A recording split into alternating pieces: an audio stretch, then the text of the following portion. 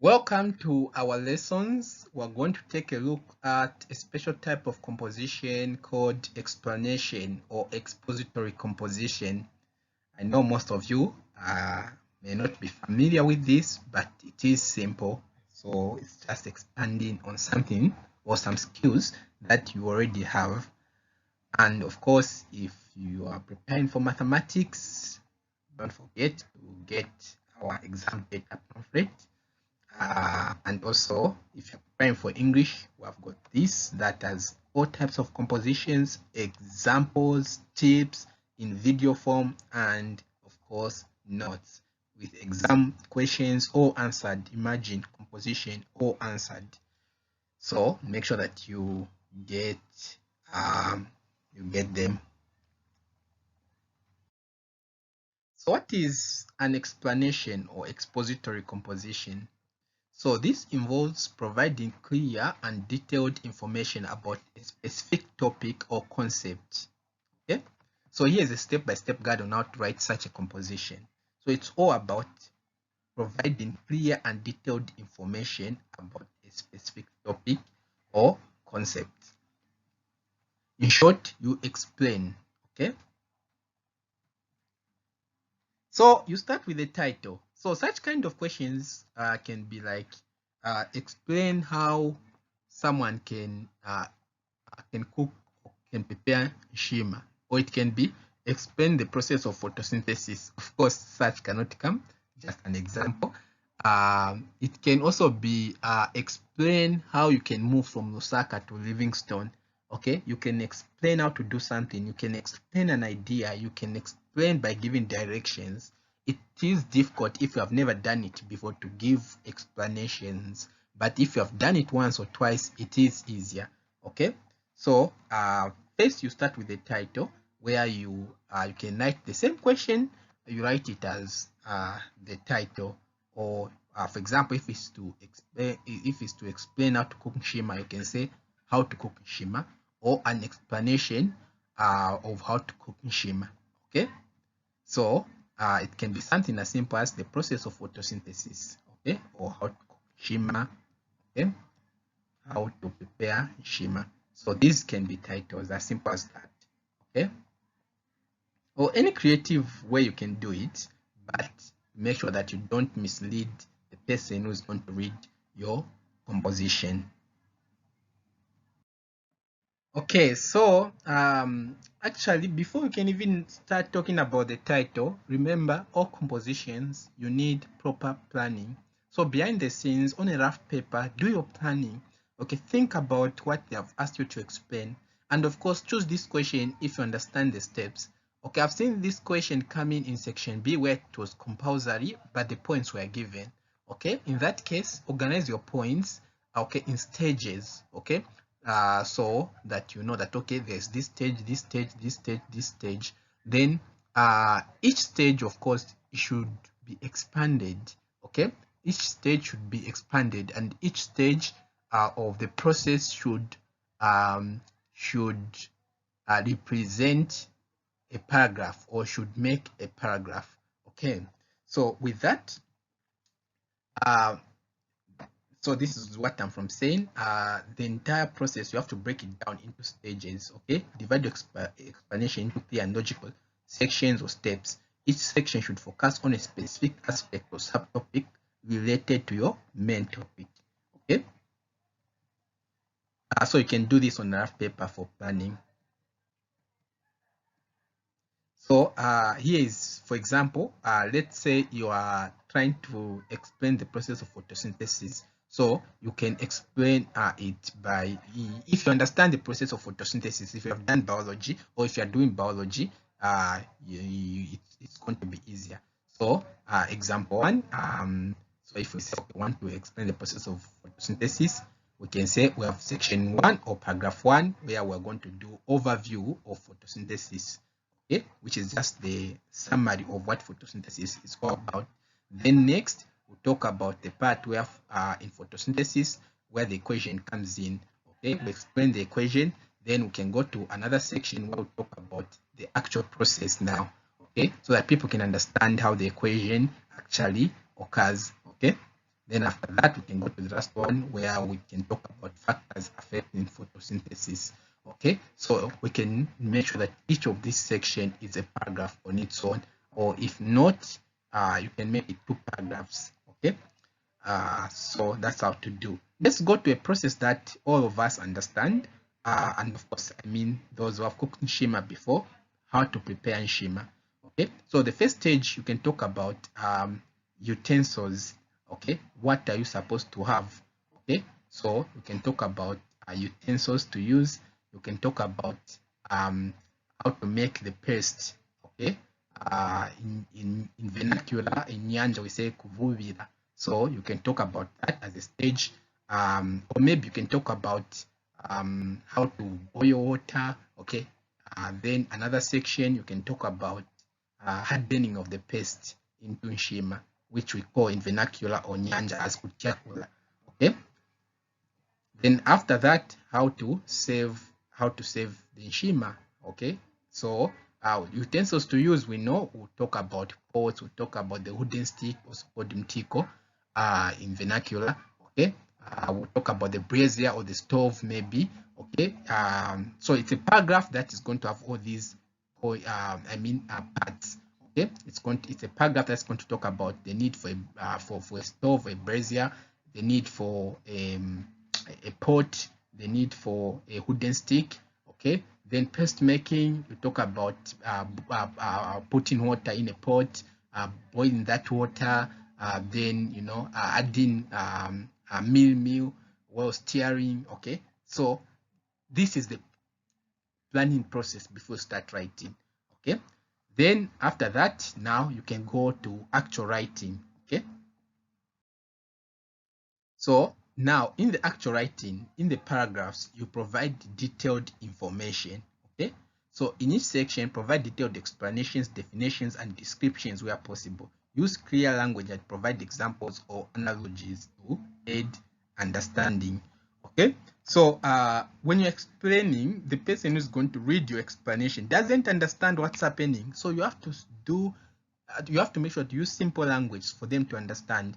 Okay, for something that's quite complicated, you can use what we call an analogy. An analogy is you try to explain something, use something that the person, if you know the person and you know that they can understand this thing, they can understand. So you can say, oh, the next stage is kutyakula. So this stage is the same as something that they understand. Okay, maybe if they are from Europe, maybe there is a certain meal that is prepared in that way. So you can say this is just the same as when you are preparing that meal, that part where you do this. Or you can say something that is contrary, not involved or not, that has nothing to do with cooking, but gives the picture of someone adding mini meal and stirring. Okay, so those things are some tools you can use to help your explanation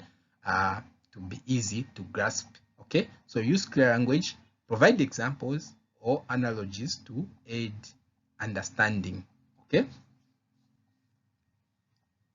Okay, so I was trying to think of a good analogy I can use for the process of adding meal to boiled water when cooking, but I can't think of anything right now. Yeah, but I hope you get the meaning of analogy. Okay. So it's not that it's a must to use an analogy. I'm just saying you can make use of it. Okay. Using clear language, providing examples and analogies, they will make your explanation clear. Okay. So let's expand on the process of photosynthesis. Now this is a paragraph that is trying to address the section in photosynthesis. Okay. So during photosynthesis, plants use sunlight, carbon dioxide, and water to produce glucose and oxygen. This process occurs primarily in the chloroplast of plant cells, specifically in the chlorophyll containing structures called thylakoids. The sunlight is absorbed by chlorophyll, which energizes electrons and triggers a series of chemical reactions known as the light-dependent reactions and the Calvin cycle. Okay, so this paragraph is where we have expanded. Remember those sections we created on photosynthesis, 4 of them. There was the second one was talking about the equation of photosynthesis. The third was the process of photosynthesis. So this now, from our rough paper or from our rough work, we have changed it into a paragraph. Okay, so now let's go to something simple, the preparing on Shima. Yeah, the photosynthesis might not be simple for all of us. Okay, so the process of preparing Shima, so warm water to a temperature of about 70 to 80 degrees, add meal to the warm water while stirring smoothly using a wooden spoon. The stirring is there so as to incorporate the meal into the water evenly. In the process, you would be avoiding clumps. Okay, I'm sure most of us understand or understands this explanation because we know, but you have to do it better so that the person understands. For example, if someone doesn't understand clumps, you have to explain that when you are when you haven't done this process well, these clumps that are being referred to are solid-like and might not make your shima enjoyable because it won't be smooth, it will be rough. Okay, so that's how to expand. So this, we're expanding that section of preparing or making a paste. This is how we have turned that point on a rough paper into a paragraph. Okay.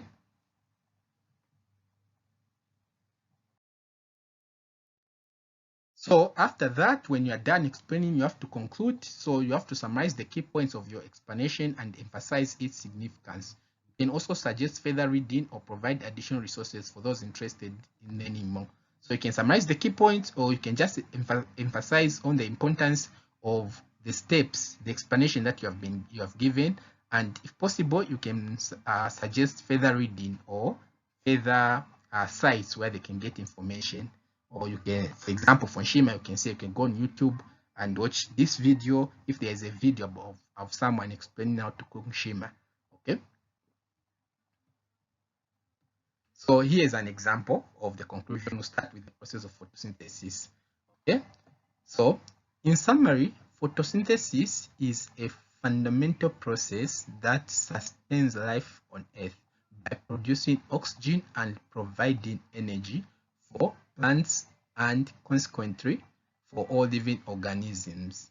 By understanding the intricacies of photosynthesis, we gain insight into the interconnectedness of the natural world and the importance of preserving our environment. Okay, so this emphasizes on this discussion or why we need to understand the process of photosynthesis. Okay, so that's how this was summarized. Okay, so for Shima as well.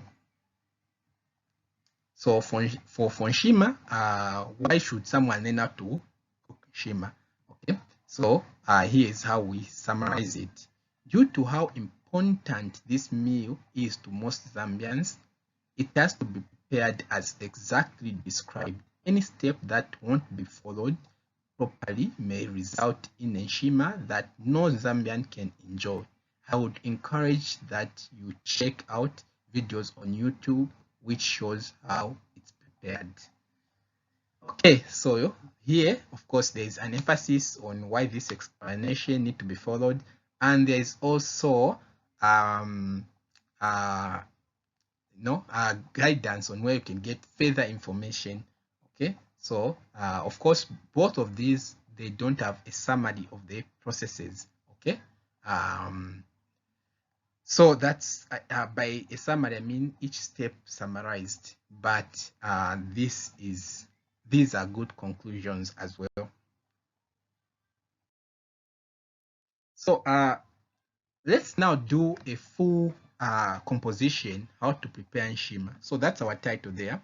So preparing nshima, a staple food in Zambia, requires a few simple steps. Although it demands attention to detail, to achieve the desired consistency. Shima is made from maize meal. Here's a step-by-step guide on how to prepare shima. Of course, if you look at the title, you can put a question mark because a sentence that starts with how should end with a question mark. Okay, so this is the introduction. As you can see, we have introduced that we're going to look at a few simple steps that are involved in preparing shima. Okay, and we have given more information about this shima, which is made from the maize meal. And of course, we have shown them that we have told the reader that this is a step-by-step guide on how to prepare shima. That's the introduction. So in the main body now, we highlight each step of preparing shima. So first and foremost, you need maize meal and water as the ingredients in the ratio of 1:3 or 1:4. The utensils needed are a cooking pot and a wooden stick, locally called mutiko. Okay, so this is the first paragraph which talks about what is needed for this process to be possible. Okay. Second paragraph, pour water into a large cooking pot and place it on the stove over high heat. Allow the water to come to a rolling boil. Continue. Once the water is boiling, gradually add maize meal to the pot while stirring continuously. Use a wooden spoon or stick to prevent lumps from forming. Okay. We are going. As you add maize meal, continue stirring vigorously to incorporate it into the boiling water. It's crucial to keep stirring to prevent clumps and ensure a smooth consistency. Okay, so we go to the next step. As the mixture thickens, reduce the heat to medium-low to prevent burning. Keep stirring to maintain an even texture. I'm sure most of you were not even aware that when it's thickening, you have to reduce the amount of heat to avoid burning on the bottom. Okay, we'll continue. At this stage, the mixture will start to resemble a thick paste. Begin kneading the mixture with a wooden spoon or stick, pressing it against the sides of the pot to ensure thorough cooking. Okay, so this is now in vernacular what we say now. Okay, continue cooking and kneading the shima for about 15 to 20 minutes or until it reaches the desired consistency. The shima should be thick, smooth, and free of lumps or crumbs, so to speak.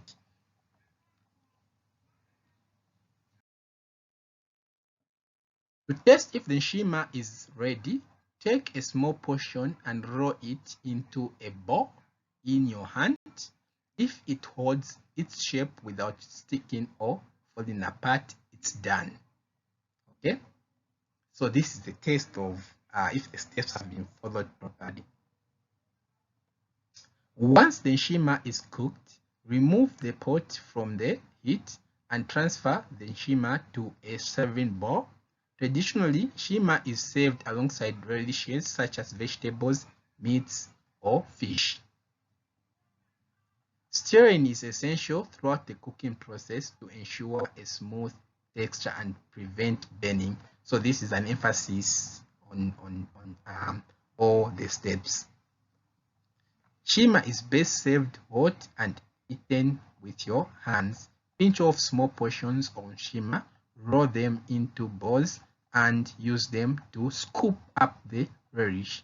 Okay, so the steps have ended already. We're just trying to add more information so that this person doesn't get lost on what to do with the prepared shima.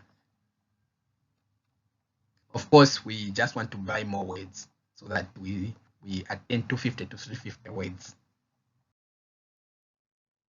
By following these steps, this is a conclusion. You can prepare authentic Zambian shima to enjoy with your favorite relish. So that's how to do an explanation. Okay, it comes in different forms, but it is easier if you have read one, or you have done one before. So it's easier for you to explain directions if you have read someone, give directions, or if you have given directions before. So in short, you need practice. And we come to an end. And of course, some of you, when you're doing question tag, you can pass in T. Okay, that's what you're doing, which is wrong. So if you're doing that, get this, and it will make you better, and it will make you pass your English. See you in the next lesson.